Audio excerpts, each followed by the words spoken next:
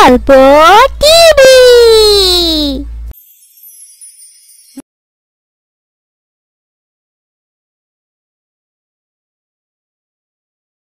আসসালামু আলাইকুম আন্টি, ভালো আছেন? ওয়ালাইকুম সালাম। আলহামদুলিল্লাহ বাবা আলী, আল্লাহ ভালো রেখেছেন। আলী বাবা, ভিতরে এসে বসো। কি ব্যাপার আলী, কি মনে করে এই সময় আন্টির বাসায় আসলা? আন্টি, সাদিক কোথায়? ওকে যে দেখি না। ও কি বাসায় নেই আন্টি? আন্টি, 3 দিন আগে সাদিক আমার হাতের ঘড়িটা নিয়ে এসেছে। ও নাকি কোথায় বেড়াতে যাবে, আমার ঘড়িটা লাগবে, তাই নিতে এসেছি আন্টি। কি বলো বাবা আলী, তুমি কেন সাদিককে তোমার হাতের ঘড়িটা দিলে বাবা? সাদিক তো আর আগের মতো নাই আলী, তুমি দেখো না ওর পড়ালেখার কোনো মত নাই। আচ্ছা সাদিক, বাসায় আসলে আমি তোমার ঘড়ির কথা বলবো। আলী, তোমার ঘড়িটা যেন দিয়ে আসে। আচ্ছা আন্টি, তাহলে আমি এখন যাই। আসসালামু আলাইকুম। ওয়ালাইকুম সালাম। বাবা আলী, তুমি কিন্তু আবার আসবা, আর তোমার মাকেও নিয়ে আসবা, ঠিক আছে আলী? আল্লাহ হাফেজ। আচ্ছা আন্টি, আল্লাহ হাফেজ।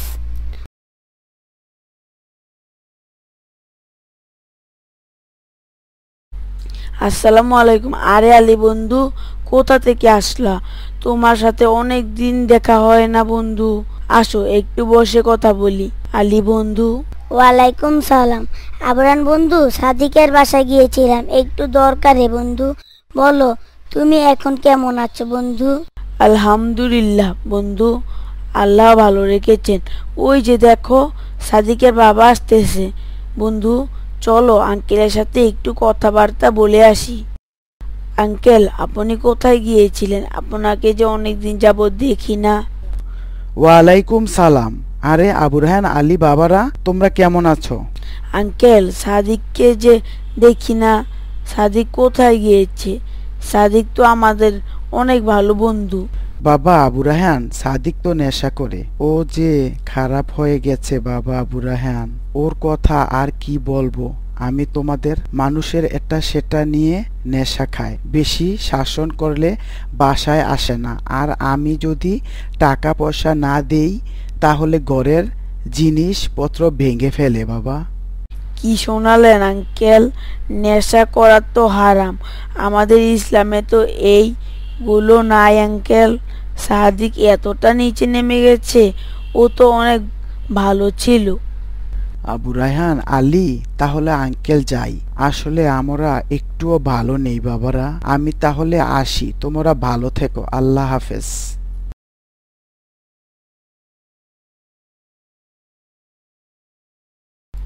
আলী বন্ধু, সাদিকের কথাটা শুনে অনেক খারাপ লাগলো বন্ধু। সাদিক কেন এই হারাম কাজে লিপ্ত হলো? ওর কিভাবে এই নেশার আসক্ত হলো? ওর কাছে তো এটা কোনোদিন আশা করি নাই। মাদক নিয়ে ইসলামে কি বলেছে জানো বন্ধু? ইসলামে বলেছে মাদক দ্রব্য হলো একটি রাসায়নিক দ্রব্য যা গ্রহণে মানুষের স্বাভাবিক শারীরিক ও মানসিক অবস্থার উপর প্রভাব পড়ে এবং যা আসক্তি সৃষ্টি করে। মাদক দ্রব্যে বেদনা সকর্মের সাথে যুক্ত থাকে, তন্দ্রাচ্ছন্নতা, মেজাজ পরিবর্তন, মানসিক আচ্ছন্নতা, রক্তচাপ পরিবর্তন ইত্যাদি। মাদক দ্রব্য গ্রহণ করলে মানুষের শারীরিক ও মানসিক অবস্থার উল্লেখযোগ্য নেতিবাচক পরিবর্তন ঘটে এবং দ্রব্যের উপর নির্ভরশীলতার সৃষ্টির পাশাপাশি দ্রব্যটি গ্রহণের পরিমাণ ক্রমশ বাড়তে থাকে। বাড়ির এই অবস্থাকে বলে মাদকাসক্তি এবং যে গ্রহণ করে তাকে বলে মাদকাসক্ত। মাদক আসক্তি বলতে মাদকের প্রতি আসক্তিকে বোঝায়। বিভিন্ন ধরনের মাদক হতে পারে। মাদক বা ড্রাগস হলো বিষধর সাপের বিষাক্ত ছোবলের মতো, যা প্রতিনিয়ত একজন মাদকাসক্ত ব্যক্তিকে ধীরে ধীরে তার ধ্বংসনে নিঃশেষ করে দেয়। ঠিক বলেছ আলী।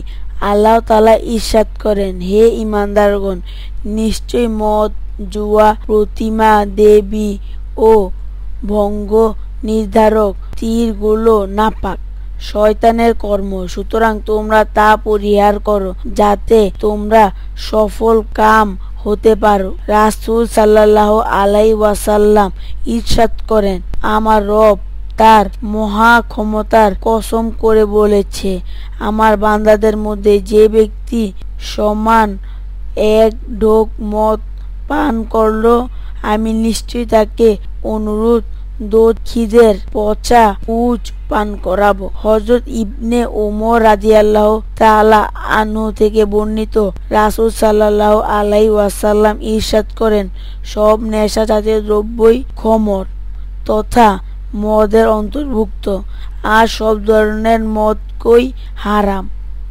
আচ্ছা বন্ধু, তাহলে আজ আসি। চলো নামাজ পড়ে বাসায় যাই। মা আবার চিন্তা করবে, অনেকক্ষণ হয় বাসা থেকে বের হয়েছি। বন্ধু, আল্লাহ। আসসালামু আলাইকুম আম্মি জান। ওয়ালাইকুম সালাম। আলী, কোথায় ছিলে তুমি বাবা এতক্ষণ? মা তো তোমার জন্য চিন্তা করতেছি যে আলী কোথায় গেল, আর তুমি তো এতক্ষণ বাহিরে থাকো না বাবা। মা, একটু সাদিকের বাসায় গিয়েছিলাম, কিন্তু সাদিক বাসায় ছিল না। তারপরে আবুনের সাথে দেখা, বসে অনেকক্ষণ কথা বললাম। তারপরে সাদিকের বাবার সাথে দেখা। মা জানো, সাদিক নাকি নেশা করে, ও নাকি অনেক খারাপ হয়ে গেছে। মা, ও তো আমাদের অনেক ভালো বন্ধু ছিল।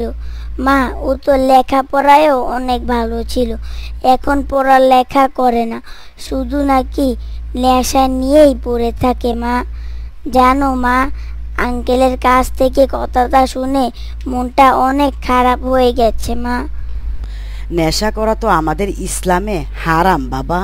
ইসলামে তো মদ বা নেশা জাতীয় বস্তু অর্থাৎ মাদক গ্রহণ কিংবা সেবন করা যেমন হারাম, তেমনি এর ব্যবসা ও এ কাজে সাহায্য এবং এ কাজের জন্য বাড়িঘর ও দোকান ভাড়া নেওয়া সম্পূর্ণ হারাম। এ ব্যাপারে পবিত্র কোরআনুল কারিমে সুস্পষ্ট নির্দেশনা দেওয়া হয়েছে। রাসূলুল্লাহ সাল্লাল্লাহু আলাইহি ওয়াসাল্লাম বলেছেন, মদ পান করা, তা বিক্রি করা এবং এর থেকে উপহার লাভ করা হারাম। মাদক দ্রব্যকে শরীয়ত উম্মত খবায়েস বা সব ধরনের জঘন্যতার আকর বলে অভিহিত করেছে। মাদক দ্রব্য যেহেতু সব চরিত্রহীনতার মূল, সেজন্য মাদক সেবনদের বেলায় শরীয়ত অত্যন্ত কঠোর শাস্তি নির্ধারণ করেছে। মাদক দ্রব্য পরিহার করার জন্য এর ব্যবসাকে ও শরীয়ত হারাম করে দিয়েছে।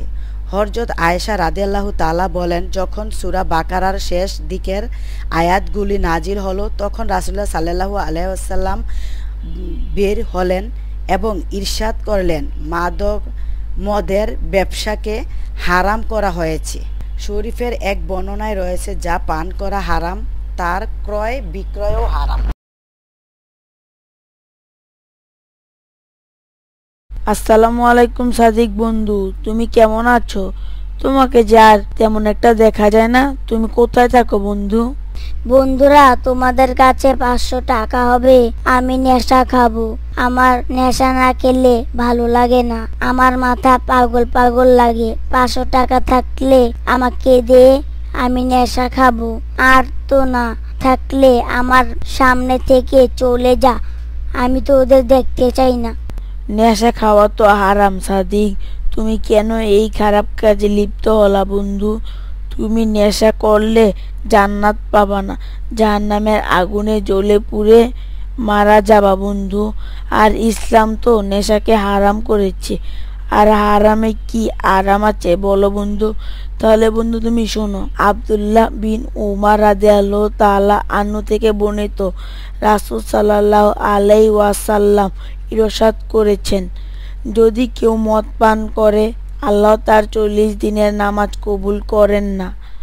যদি এ অবস্থায় সে মৃত্যুবরণ করে, তবে সে জাহান্নামী হবে।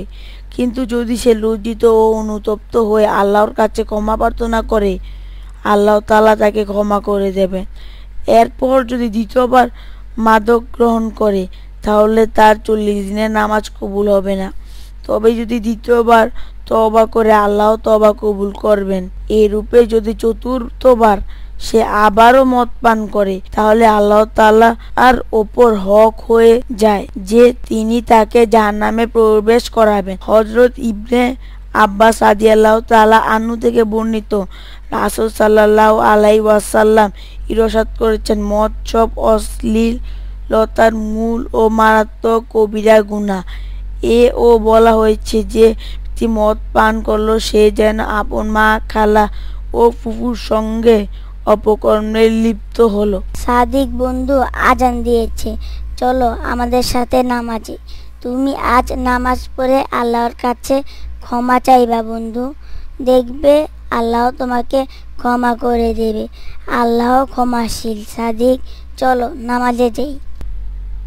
সাদিক, তুমি আজ থেকে এই বাজে লোকেদের সাথে চলবে না, তুমি আমাদের সাথে চলবে। তুমি তো আমাদের ভালো বন্ধু। সাদিক, তুমি আল্লাহর কাছে ক্ষমা চেয়েছ।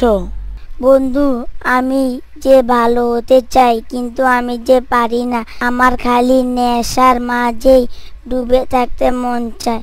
আমি যে ভালো হতে চাই, আমি তোমাদের মতন হতে চাই। আমি আগের মতো জীবন যাপন করতে চাই। বন্ধুরা, তোমরা আমাকে বাঁচাও, আমাকে ভালো করো, আমি ভালো হয়ে যাব। আমি যে পারি না।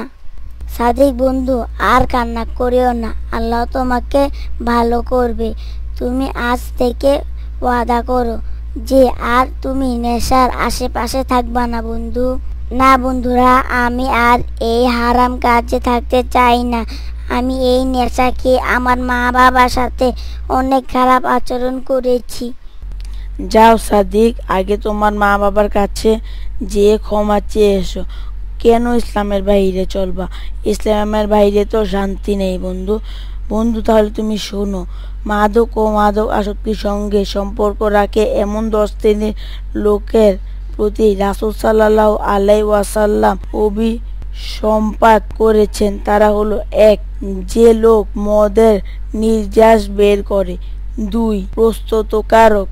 3. মদ পানকারী। 4.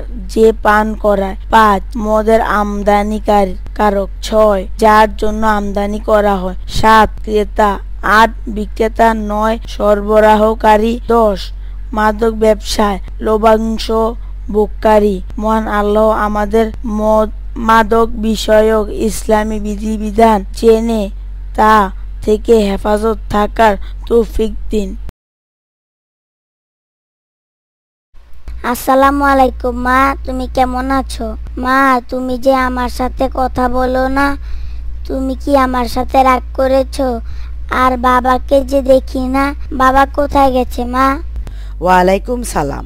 তোমার মা বাবা ভালো নেই সাদিক। তুমি ভালো না হওয়া পর্যন্ত কি আমরা ভালো থাকতে পারি সাদিক? এইভাবে বাহিরে থাকার কি শান্তি আছে বলো তো বাবা? সাদিক, তুমি আজ 15 দিন পর বাসায় আসলা, ওই যে তোমার বাবা আসছে। মা, বাবা, আমাকে তোমরা ক্ষমা করে দাও। তোমরা ক্ষমা না করলে যে আমি ক্ষমা পাবো না। আমাকে আজ আলী আর আবু রায়হান নামাজ পড়িয়ে আল্লাহর কাছে ক্ষমা চাইতে বলেছে। আমি আল্লাহর কাছে ক্ষমা চেয়ে আসছি। মা, বাবা, এখন তোমরা আমাকে ক্ষমা করে দাও। আমি আর এই হারাম কাজে থাকতে চাই না। আর মা, ইসলামে তো নেশা করা হারাম।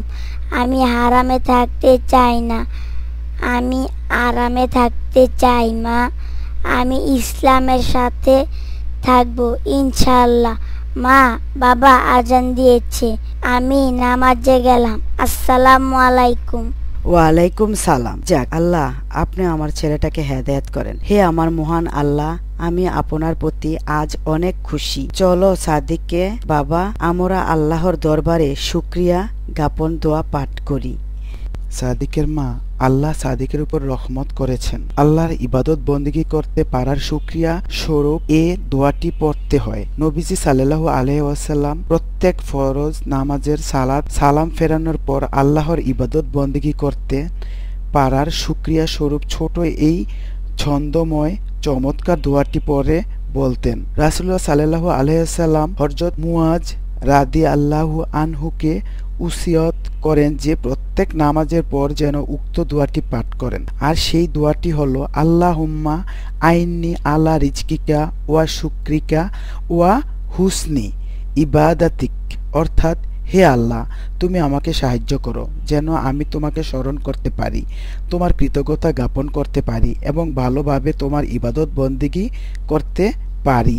তবে উম্মতে মুসলিম উচিত প্রত্যেক নামাজের পর গ্রহণযোগ্য ইবাদত বন্দেগী করার তৌফিক কামনায় নামাজের পর পর এ দোয়ার মাধ্যমে সাহায্য চাওয়া।